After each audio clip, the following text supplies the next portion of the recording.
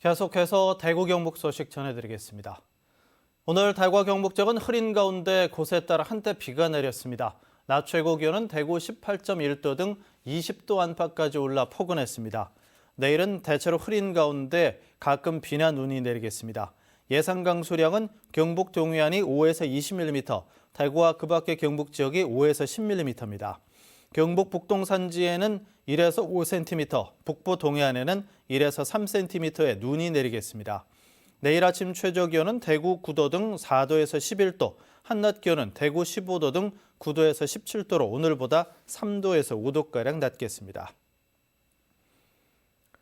지난해 지방자치법 시행령 개정으로 일부 지방의회가 의정비 조정에 나서자 대구 참여연대가 대구시의회와 기초의회에 의정비를 올리지 말라고 경고했습니다. 다수 의원은 상당한 자산가거나 다른 직을 겸해 유급활동을 하고 있고 대구시와 구군 재정 상황과 시민의 경제적 고충을 감안해 현재 의정비가 적지 않다고 지적했습니다. 9대 의회가 1년 7개월이 지났지만 사회적 물의를 일으킨 의원이 부지기수고 대구시 의회와 기초의회 모두 집행부의 퇴행과 독주를 견제하지 못하고 있다고도 꼬집었습니다. 대구경찰청이 수사조직을 개편했습니다. 광역수사대를 없애는 대신 존경급이 장을 맡는 형사기동대와 반부패 범죄수사대를 신설하고 수사 인력을 110여 명에서 130여 명으로 늘렸습니다.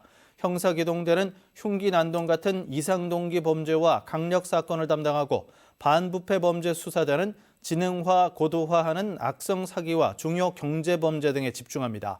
사이버범죄 수사대도 전문 수사 인력을 늘렸고 올해 국정원에서 대공수사권이 이관되면서 안보수사대도 규모를 키워 기술 해외 유출 등 범죄 수사력을 강화했습니다. 어제 오후 8시 20분쯤 경북 구미시 장천면의 농기계 제조 공장에서 불이 나 창고 건물을 모두 태우고 소방서 추산 1,800만 원의 재산 피해를 낸 뒤 1시간여 만에 꺼졌습니다. 어제 오후 4시 50분쯤에는 경북 포항시 덕산동의 4층짜리 상가 건물 옥상 가설 건축물에서 불이 났습니다. 불은 20여 분 만에 꺼졌지만 주변 건물 관계자 3명이 연기를 들이마셔 병원으로 옮겨졌고 가건물과 태양광 설비 등이 불탔는데 경찰은 용접 부주의로 불이 난 것으로 보고 조사 중입니다. 어제 오후 1시 40분쯤에는 대구 서구 염색산업단지에 있는 한 공장에서 불이 나 소방서 추산 4,900만 원의 재산 피해를 낸 뒤 35분 만에 꺼졌습니다. 포항시 장기면 대진항 인근 해상에서 혼자 조업에 나섰던 60대 선장이 실종돼 해경이 수색 작업에 나섰습니다. 어제 오후 7시쯤 1톤급 어선이 입항하지 않았다는 신고가 접수돼 포항해경이 경비함정과 연안구조정, 항공대 등을 동원해 어선을 발견했습니다.